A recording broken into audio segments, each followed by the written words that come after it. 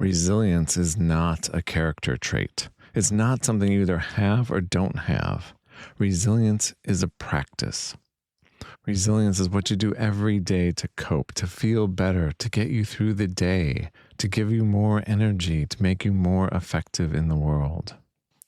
Many of us listen to podcast after podcast after podcast, and we don't take action. We don't do anything. We hear lots of good ideas, and we think, oh, wow, that's a really great idea. I should do that. But we don't, because we're just right on to the next podcast. And I know I've heard from a lot of you that my voice is soothing. So if you're here to be soothed by my voice, that is totally okay. That is a good thing to do. That is helping yourself and helping yourself feel better. And I want to today encourage you to do a little bit more, to invite you to do one of the things that we're talking about today. I'm really lowering the bar. I'm going to cover 4 things today.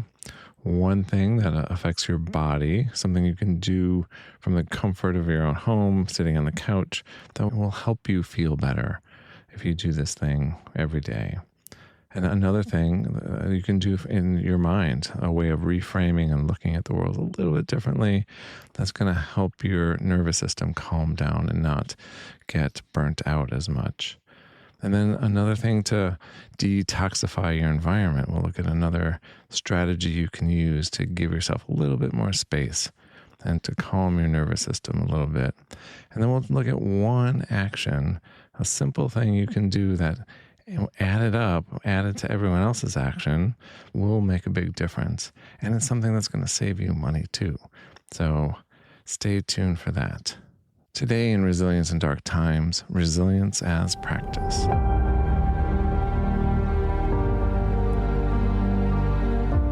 You're listening to Resilience in Dark Times. I'm your companion and guide, Michael Glavin.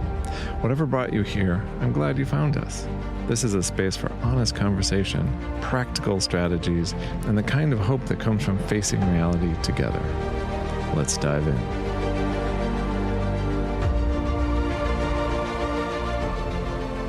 Hello and welcome. So good to have you here. I've been away for a bit. I've been taking care of my health needs.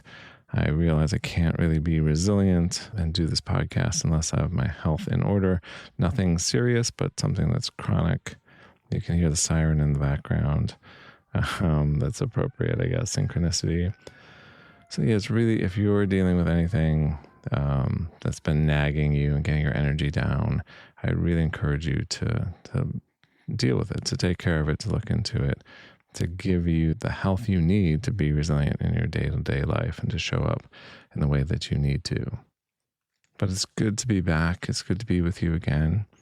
And I'm excited about today's episode because if you're new to the podcast, this is a great place to step into because we're going to look at 4 practical things you can do that are really easy. You can do it right away and that will help you start feeling better, start being a little bit more resilient.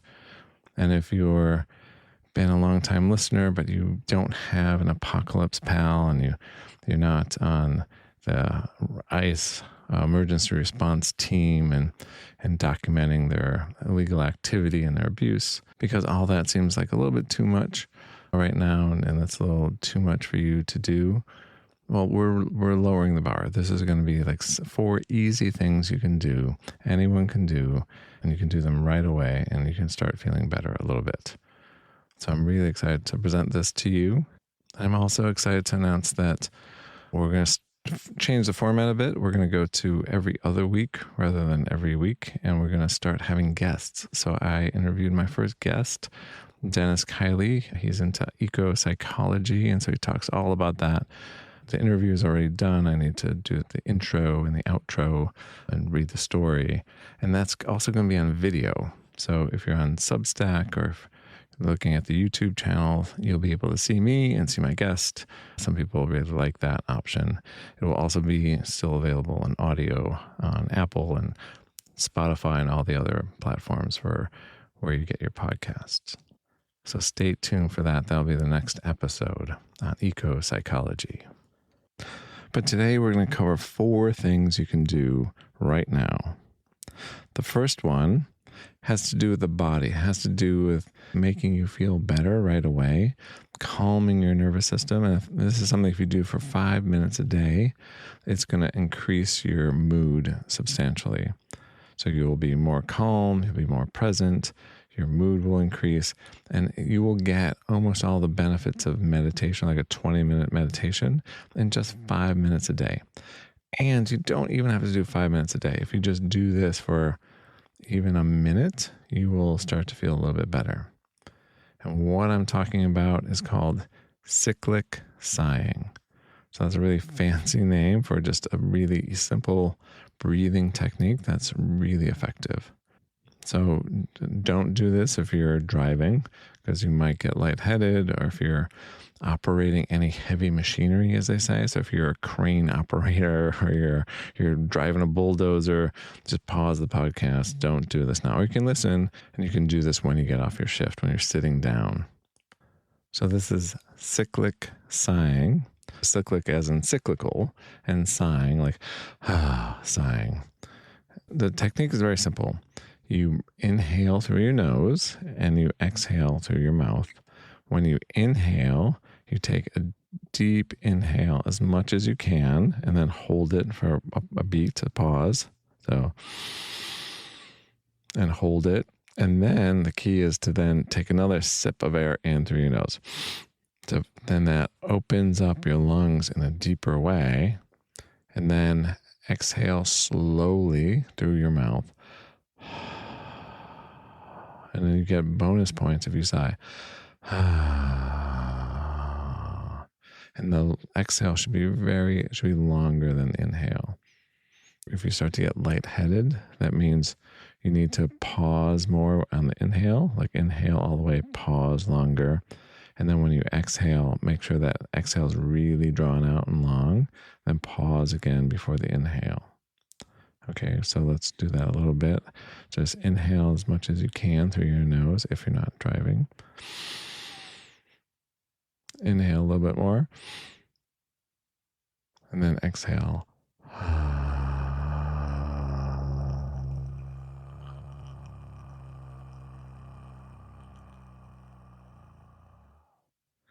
And then you can do that again. And so you just do this. You can do this, I'd say at least 3 times, and that should calm. You should notice your nervous system calming down a little bit. I would say slowly build up. Do it for first, just try it 3 times. And then next time you do it like 5 times, and then keep building up. And if you can get it to 5 minutes a day, just set aside, then that's really going to help you relax. And it's scientifically proven to increase your mood over time. So this is the first thing you can do. You can do anywhere, and it's going to help. And I do this whenever, before I see a client, or if I'm in a stressful situation, I just and just exhale for a long time, and then I just notice my nervous system calming down. If I do that 3 times, I'm more present, more alert, and more engaged, and feel more capable and competent to deal with whatever the situation is. So I'd highly recommend this. So simple, easy to do. That's really going to help. So that's if you're just going to do one of these 4, I'd say do this one, because this is the practice we're talking about, because our body influences our mind. When our body's filled with stress hormones, adrenaline and cortisol, that can make us anxious. And when we're anxious, we have anxious thoughts. Our minds start to race. Our options seem more limited, which then causes our heart rate to go up, which then our breathing gets shallow. And it's a vicious cycle that way. And so when you intervene in this way, this is the way our mind can intervene with our body. We can calm down our body, calm down our nervous system, which then calms down our mind. And then we have more flexible thinking. We think of more options. We have more creativity. And then we're more responsive in the moment rather than reactive. So when we're anxious or fearful or angry or irritated, that's when we're reactive, and we tend to not make good decisions. But we take a few deep breaths with long exhales and the sighing, that can really calm us down to help us make good decisions. And then when we make good decisions, then that leads to better results, which calms us down even more. And that's a virtuous cycle. So this intervention can help shift from that vicious cycle to that virtuous cycle. It's so simple. Anyone can do it. And this is something that you can learn this skill. You can do this as a practice, and this is going to improve your life dramatically. Yeah, so put this into practice and let me know how it goes. Let me know sort of the results you get. I'm really curious. Let me know if this helps you as much as it's helped me.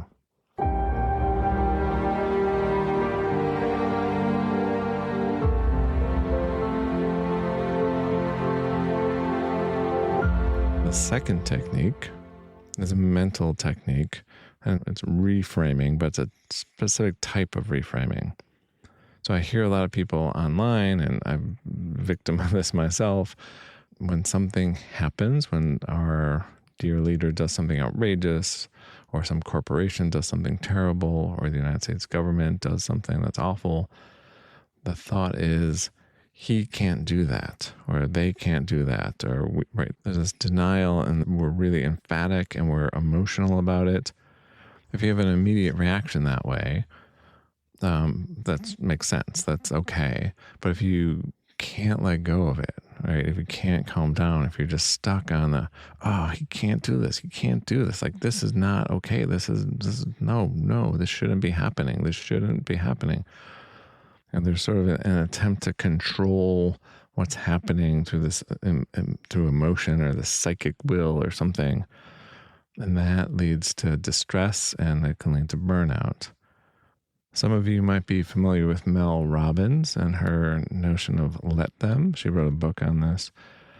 And this is sort of what she's trying to get at, where, someone on the internet has this really crazy theory or terrible ideas or some really misguided ideas, or is spreading things that are not true.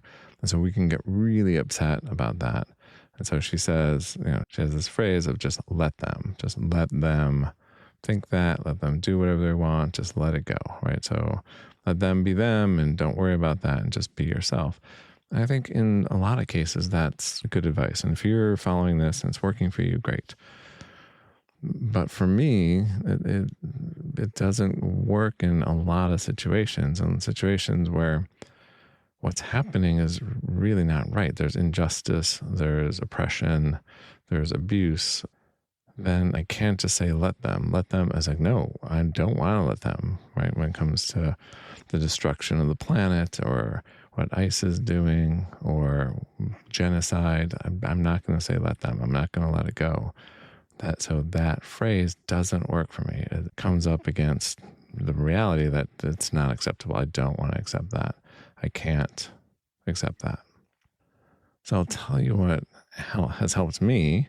It's helped many people and predates Mel Robbins and her let them notion. It comes from Dr. Fred Luskin's Forgive for Good. And I'll put a link to this in the show notes. And this is a really great book. I really highly recommend it. And forgiveness is part of resilience. I think it's a really important part of resilience. And maybe I'll have him on the show since I'm doing guests now. So the book again is Forgive for Good by Dr. Fred Luskin, Luskin. And in this book, he talks about one of the things that get us stuck. And the reason why we can't forgive is because he has what he calls unenforceable rules. We walk around with these unenforceable rules. So one of my unenforceable rules is that people should stop at stop signs. And when people don't, I get really mad. Like they shouldn't do that. They should stop at the stop sign. Right? And that's an unenforceable rule. There's nothing I can do to make that person who just blew through that stop sign have stopped at that stop sign. And so that's an unenforceable rule. I can't prevent the president of the United States from doing a lot of the things that he's doing. I can't prevent a corporation from doing terrible things to the planet and destroying the planet. In that instance, that's the thing that's already happened. And so my getting really upset about it doesn't help the situation. it's hurting me. And so he's come up with a way to let go of that emotional charge in that situation. So his technique is to first notice that that's what you're doing. Like, oh, I'm trying to enforce an unenforceable rule. Like, I have no power over this, but I'm getting really upset about it. So I'm trying to enforce this unenforceable rule. So the first is to notice that that's the dynamic that's happening, to notice that you're doing that, and to realize that you don't have to do that. You don't have to have this unenforceable rule that you feel really upset about. And instead, what you can do is say that you wish that whatever, you have a wish or an intention, or so I wish that people would stop at stop signs. I want to live in a society where people stop at stop signs. Right? And so as soon as I do that and reframe it, this is where the reframing comes in, my nervous system calms down. I do an unintentional sigh. We talked about cyclic sighing. This is an unintentional sigh.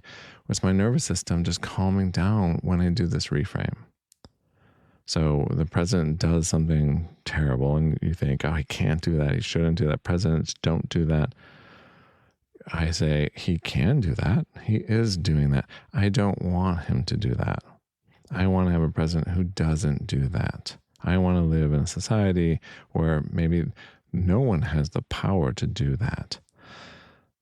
Now, suddenly I'm feeling better. There's a discharge of that energy.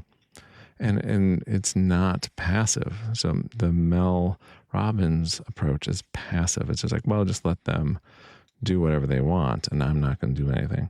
This alternative primes you. It sets a direction for you to take action. I don't like it when people blow through stop signs. I wish we lived in a world where people did not go through stop signs.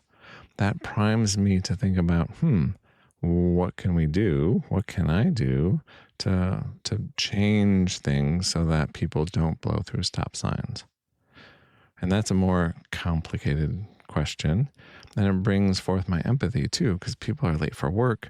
They have all sorts of economic worries and stresses, and they're trying not to get fired. And there's all of these things that go into why someone might blow through a stop sign. But there's also maybe structural things that we can do in terms of speed bumps and stuff at stop signs to make people stop.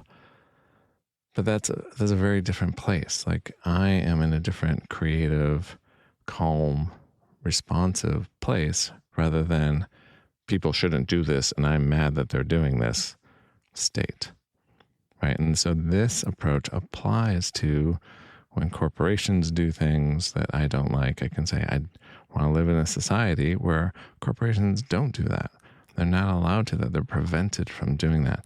And that engages my mind to think of that society.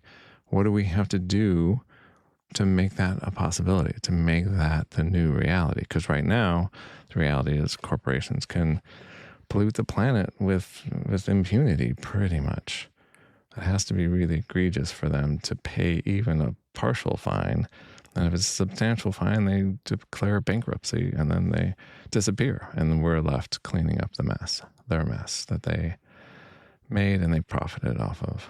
So this reframe allows my nervous system to calm down, opens up my creativity. It shifts me from being reactive to being responsive.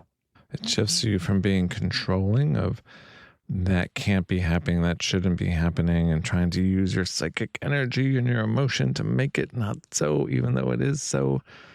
Gets rid of that and replaces it with intentions and wishes for society, which recalls Buddhism and the practice of metta, which is wishing well for all living beings. And when you're in that place, you're calmer, you're more resilient, you're more responsive, you're more peaceful, and that is sustainable. So that's the second thing. The first thing is the cyclical sighing, which is the mind employing the body and using the body to help us feel better. The second one is this reframe, to go from he can't be doing this to he is doing this, I wish he wouldn't. And I want to live in a society where that doesn't happen. I want to live in a society of kindness and cooperation and generosity and ecological wisdom. I can feel myself calming down, feeling better, feeling more creative, more engaged with the world. And this is something you can practice every day, anywhere you are, even if you're operating heavy machinery. So if you've got that, and you can practice it at your place of work, you can practice it with your family, you can practice it with your relatives, especially. You can practice it, politically, ecologically. This one technique is really going to help you. You can let go of a lot of this energy that's misguided. It's good intention, but misguided. It's not going to help you feel better. That energy of he can't do this, shouldn't do this. He's doing that. That's exactly what's happening. He can do that. I wish he didn't.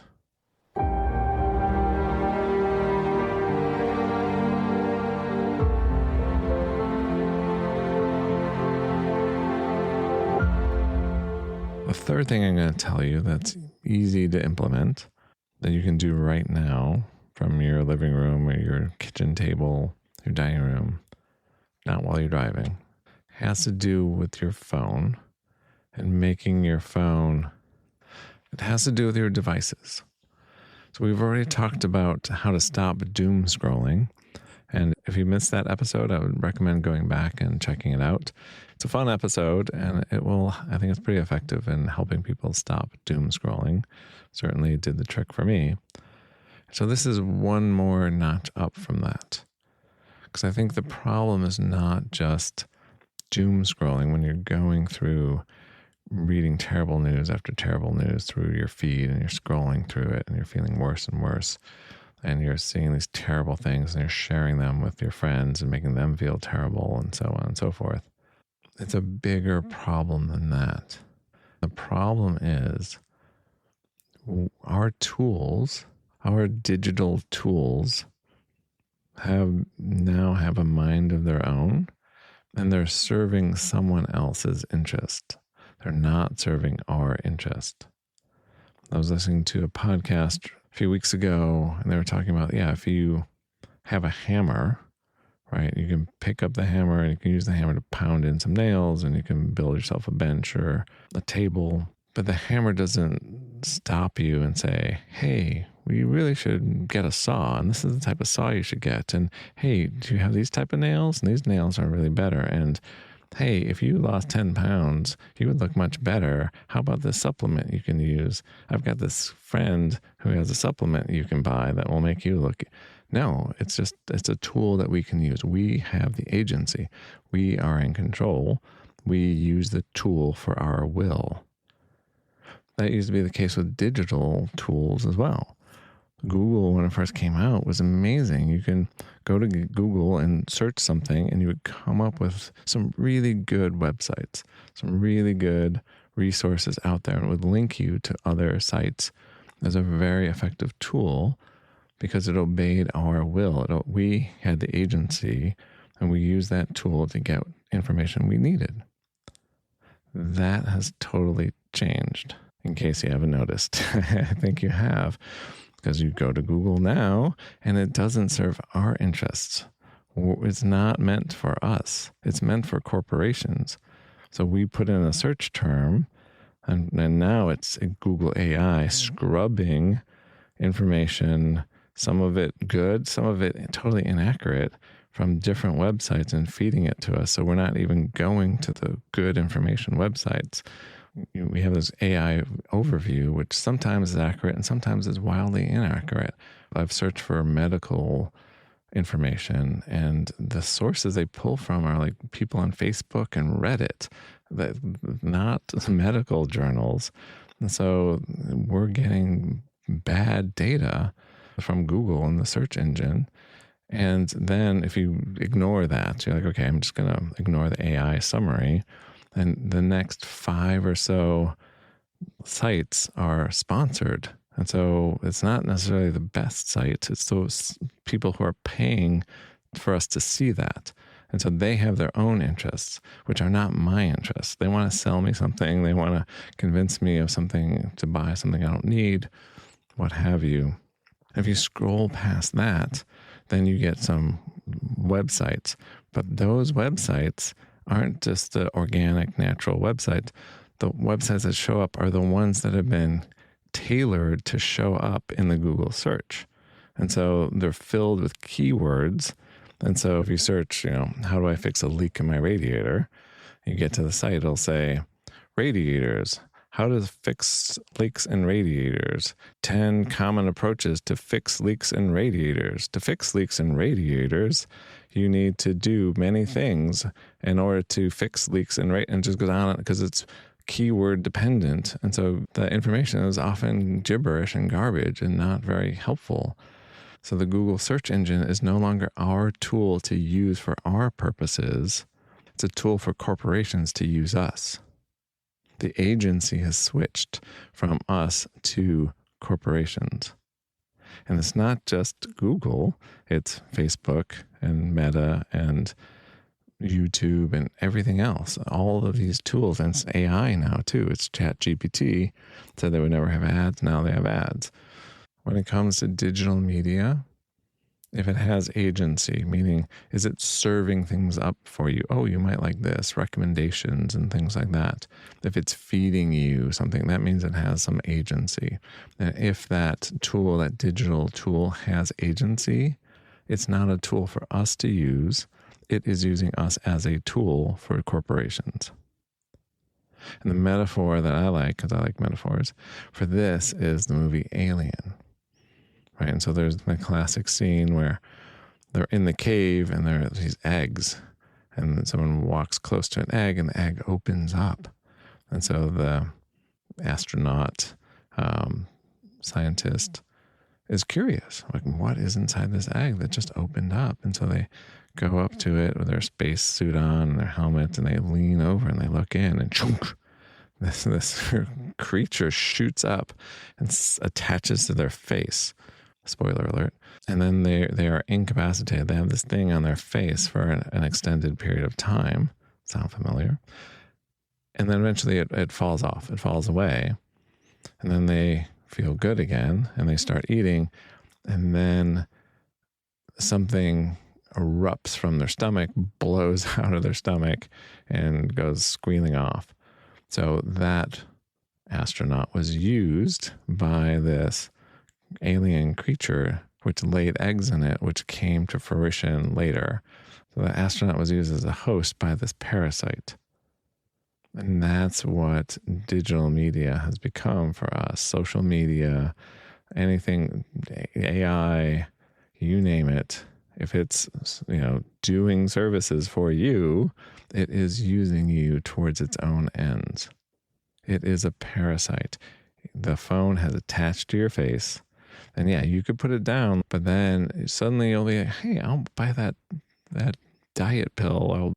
At some point later, you're going to repeat some stupid thing that social media told you that you think is true or think is legit. You're going to pass it on in conversation, or you're going to buy that thing that you were thinking about that you never would have bought if it wasn't for social media and the advertising that served up to you. I mean, I bought something off of Temu, and then I really regret it because I got spammed all the time.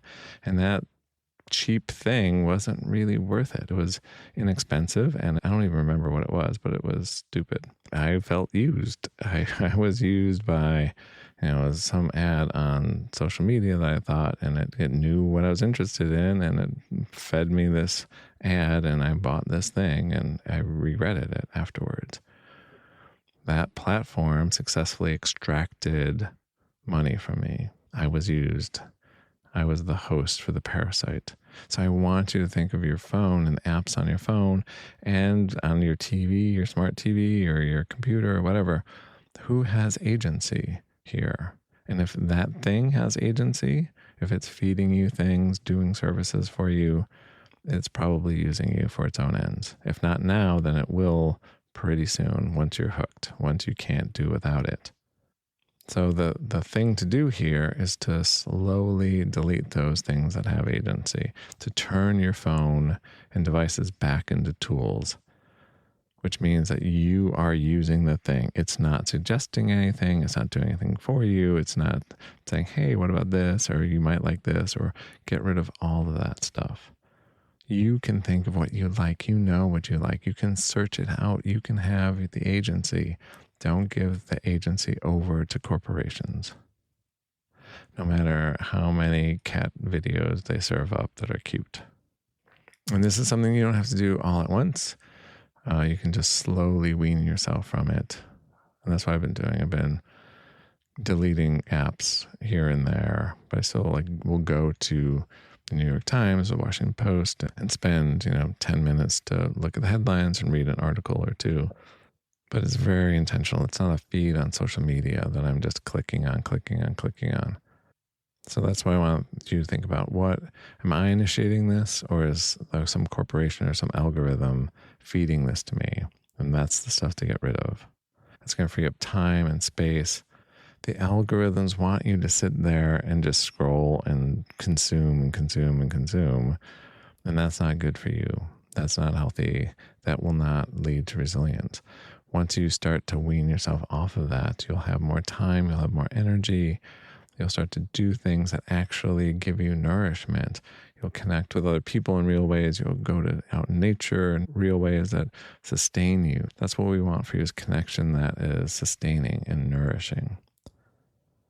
So that's number 3, is to get rid of the parasites of your digital media.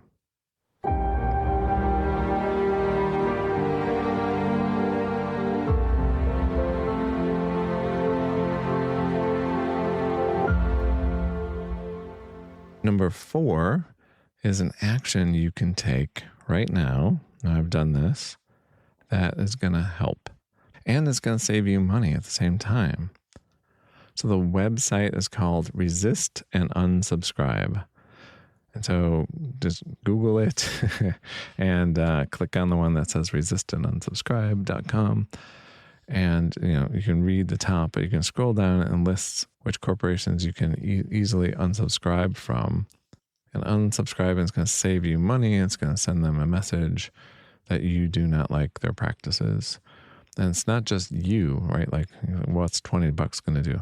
This is a movement. There are many, many people doing this. And if millions of people do it, the corporations will get the message. And the corporations are the ones calling the shots politically. So we need to send them a message. So this is something I did.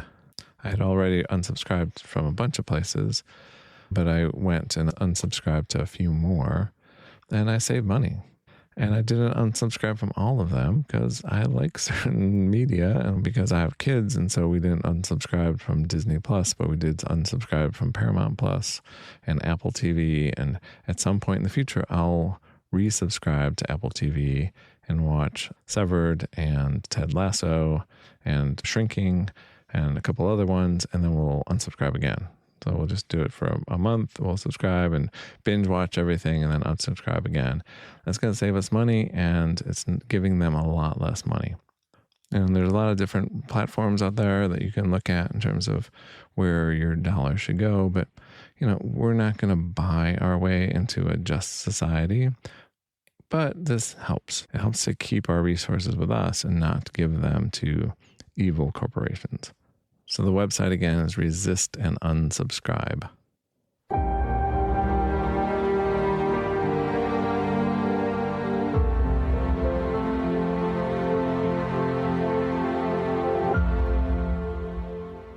I have a story for you today. It was hard to find an appropriate story. I think this one fits. Let me know what you think. I will read it first, and then I'll tell you why I think it fits. It's a short story, but I think it's appropriate.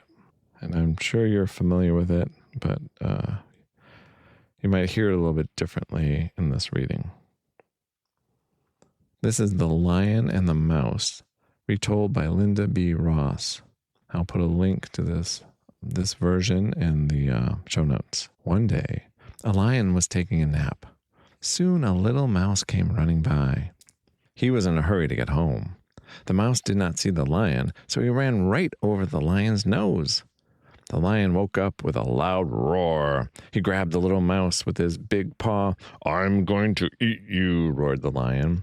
"You woke me up." The lion opened his big jaws. He was getting ready to eat the little mouse. "Dear lion, please do not eat me," said the mouse. "I did not mean to wake you up. Please let me go." The little mouse kept talking and begging. "Dear lion, please, please let me go. If you do, maybe one day I will help you." The lion laughed at the little mouse. He laughed so hard that he could not stop. "You think you can help me?" he asked. "How could a little mouse ever help me?" "What a funny little mouse you are," said the lion. "I think I will let you go. I am not that hungry anyway." The little mouse was so happy, he ran off to his home. "Thank you, dear lion," he called. But the lion did not hear him. He was still laughing too hard. A few days later, the lion was out walking. Suddenly, a hunter's net trapped him. He was caught. The lion roared and tried to get free, but he was trapped. The little mouse was close by. He was taking a nap. The mouse woke up when he heard the lion roar. "The lion needs my help," he said, so he went to find the lion. The little mouse saw the lion in the hunter's net. "I will help you, dear lion," he said. "Do not be silly, little mouse," said the lion. "What can you do? No one can help me now." "I can help you," said the little mouse. So the mouse went to work. He bit at the ropes with his little teeth. He bit and chewed and chewed and he bit. And then he bit and he chewed some more. It took the little mouse a long time, but at last the lion was free. "How can I thank you?" asked the lion. "What can I do for you?" "Well, there is one thing," said the mouse. "I want to be your friend." And so it was. The lion and the mouse became best friends, and the lion learned this lesson: a little friend can be the best friend of all. The end. So there are a lot of lessons in this story, but the reason why I like it is because sometimes we all feel like that mouse. We all feel small and tiny and like we're insignificant and can't do that much, especially compared to a big lion. But that little mouse with the little mousy teeth chewed those big ropes just by persistence, by taking little bites over and over and over and over again. And it had a big consequence. It released this large, massive mammal, this lion. So even the tiniest of us taking tiny actions, they can matter. They can make a big difference. And so it doesn't matter what you're doing. If you're doing something small or little, it can add up. A little bite, a little nibble after a little nibble. Eventually, especially if there's more mice nibbling on the rope, it can have a significant impact that goes way beyond our size. We can sort of outpunch our weight, as they say. So that's what I like about that story. Tell me what you think about that story. And I want to remind you next time we'll be talking about eco-psychology with Dennis Kiley. I can't wait. Like I said, I already did the interview and it's awesome. He has really lots of great things to say. And so I'm really looking forward to that. In the meantime, your action item is to do one of the four or four of the four things that we talked about today. I think that's really going to help you start to feel better and start to move in the right direction. So that's my hope and my wish for you. And until next time.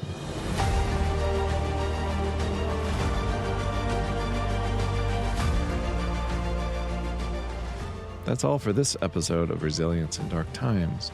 Your action items? First, try one strategy we discussed. Second, connect with one person about these issues. Breaking isolation is resistance. And third, leave us a review to help others find this community. For show notes and resources, visit resilienceindarktimes.com. I'm Michael Glavin, reminding you that your resilience is revolutionary. See you next episode.